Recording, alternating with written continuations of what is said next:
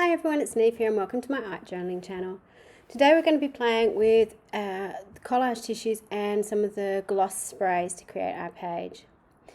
So this is a bit of a used up page in my journal. I've been doing a lot in these sorts of colours. I've been with the craft pages, you can see they're using an awful lot of metallics and I was having lots of fun with them. So I decided, seeing I had them out on my desk, that I'd keep going with it. And I'm mixing, I think it's the Penny and Ancient, the Dina Wakeley's, some Night and some White all together, just to sort of give that coppery, verdigris type background. I kind of had an idea of what I wanted to do with this page, but it was still a work in progress. I knew I wanted to use some collage tissues on here in some way, shape or form, and I knew I wanted to drip the acrylic sprays down here. So while I had some ideas, there was still a lot of what else can I add. The tissues that I've got here at the moment are just some of the plain collage tissues, and I've just stamped over the top. I got some new foam stamps from Art Foamies. These ones I think are by Cat Kerr, and they work really well as collage tissues. So you can see they've gone mostly translucent. Where they haven't, I'm actually just using my finger to press it down into the surface.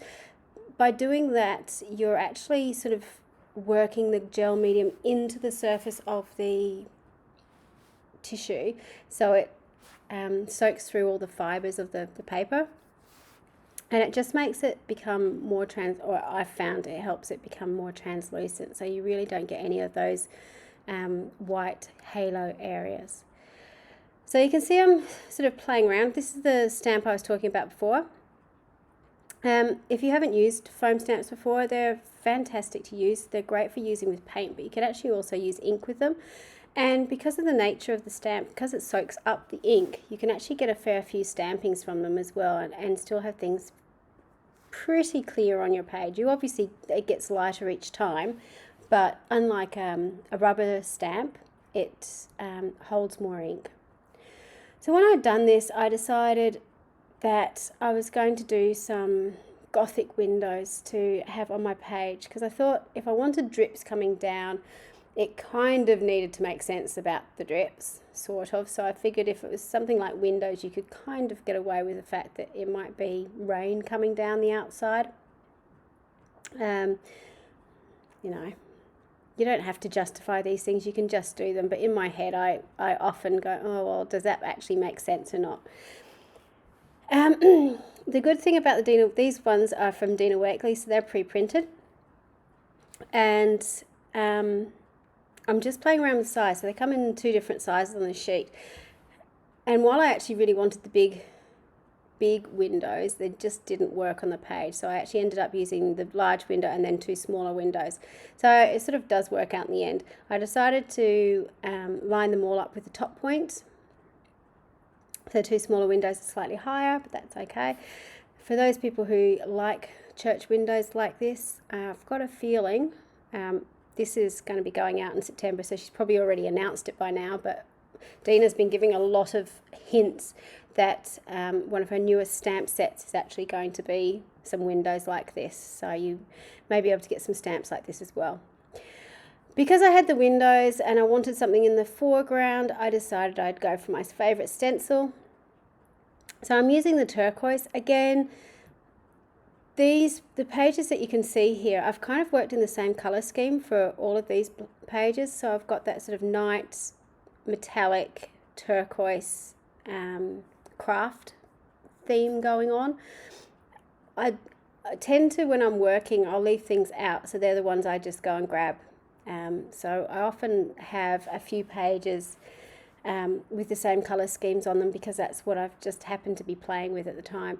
Because I move around different journals and, you know, we'll skip a few pages depending on what size, or if I want a double spread or a single spread. They're not often next to each other, but they just so happen to be in this journal right next to each other, which is okay. So I've done what I usually do. I put all the stuff in the background and then cover it over, but that's okay. I'm also doing something I usually do with this is going in with my Stabilo pencil and just doing sketchy outlines over the botanical plants. Usually I would use a paint pen to do this. I don't know why I chose to use a Stabilo, again probably because it was just sitting there.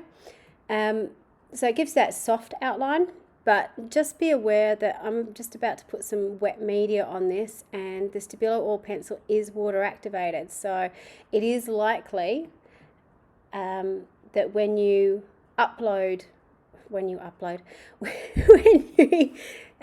drip the paint down, it could activate your pencil and make that run too. So just be careful. Usually when I'm doing the Stabilo oil pencil, it's usually one of the last things I like to do on the page, rather than one of the, well, it's not the second last thing, but you know what I mean.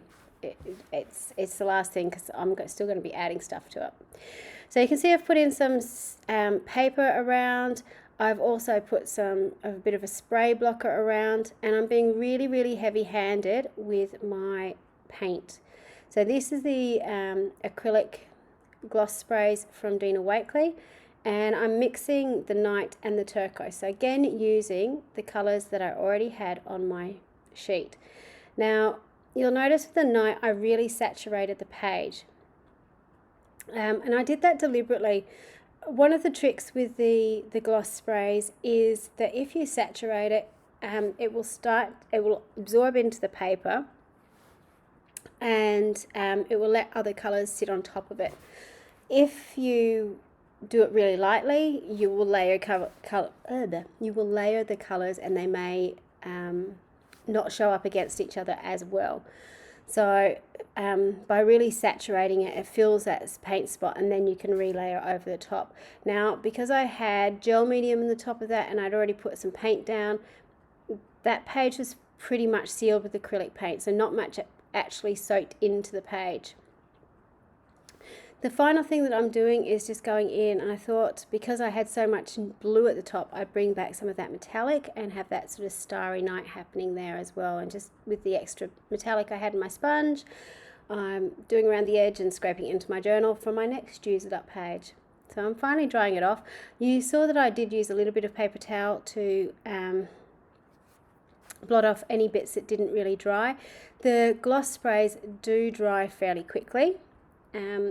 I use a heat tool to dry them off. Dina Wakley doesn't. She prefers not to heat her acrylic paints, which I get because they're plastics.